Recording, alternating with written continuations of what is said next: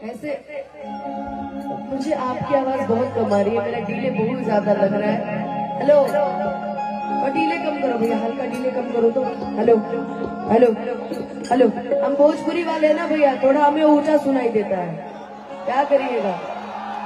हमारी आदत है जब तक लाउड स्पीकर फट ना जाए तब तक हम रुकते नहीं है, कैसे। और खासकर अगर पवन सिंह के गाने बजे तो और भी नहीं रुकेंगे, नहीं रहे है ना। इसीलिए कि मैया मोरी गावेली दिया हो के झूले झूले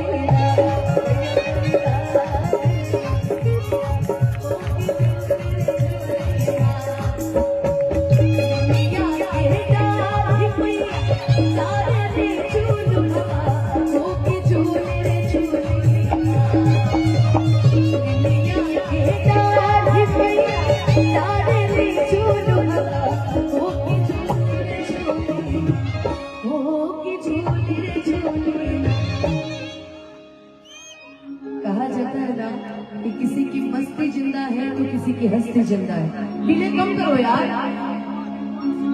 कि किसी की मस्ती जिंदा है तो किसी की हस्ती जिंदा है, और जो भजनों में ताली ना बजाए वो बेचारे जबरदस्ती जिंदा है।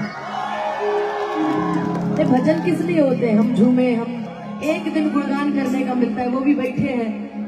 ऐसे लग रहा है कि यहाँ पिक्चर चल रही है, पिक्चर देखने बैठे हैं सब पॉपकॉर्न लेके हाथ में। अरे उठाओ दो ना हाथ और मिलके गाओ कि मैया मोरी गावेली दिया हो की झूले झूले ना, मैया मोरी गावेली दिया हो की झूले झूले ना।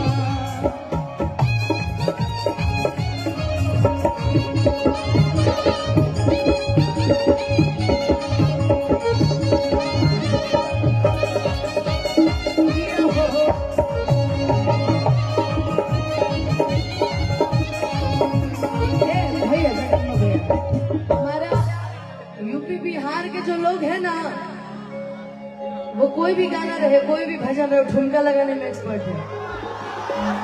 और खासकर अगर ये गीत बज जाए कि अम्मा वाला गवाला पिया हो, बहुवरला गवाला, अम्मा वाला गवाला पिया हो, बहुवरला। ए भैया भैया भैया, अच्छा भगदड़ नहीं, आराम से एक हाथ ऊपर करो, एक हाथ लगाओ कमर पे, एक हाथ ऊपर, एक हाथ कमर पे। अब करो कि अम्मा वाला गवाला पिया हो, अम्मा वाला गवाला पिया हो, काहे ना गवाला पिया हो, काहे ना गवाला पिया हो, दुनिया के काहे ना गवाला पिया हो, दुनिया के रचिया।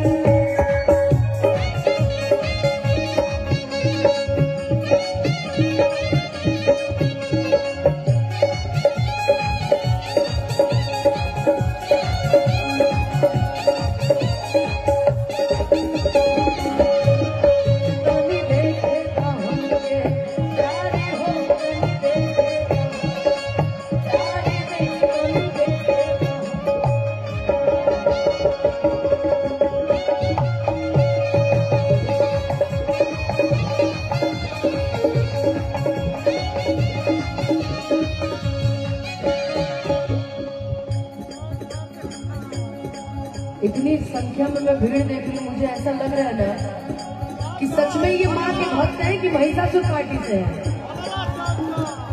माँ के भक्त है ना, बाहर मेरे शेरों बाह। अब ये अगर तुमको बॉर्डर पे भेज दे, आधा पाकिस्तान ऐसे खत्म हो जाएगा, कुछ करने की जरूरत नहीं है।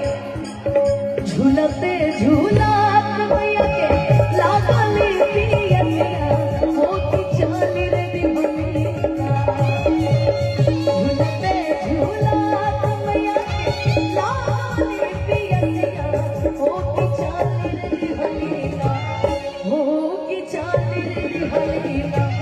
माला हो रिया तू दिया मैया चाली रे दीवानी, माला हो रिया तू दिया।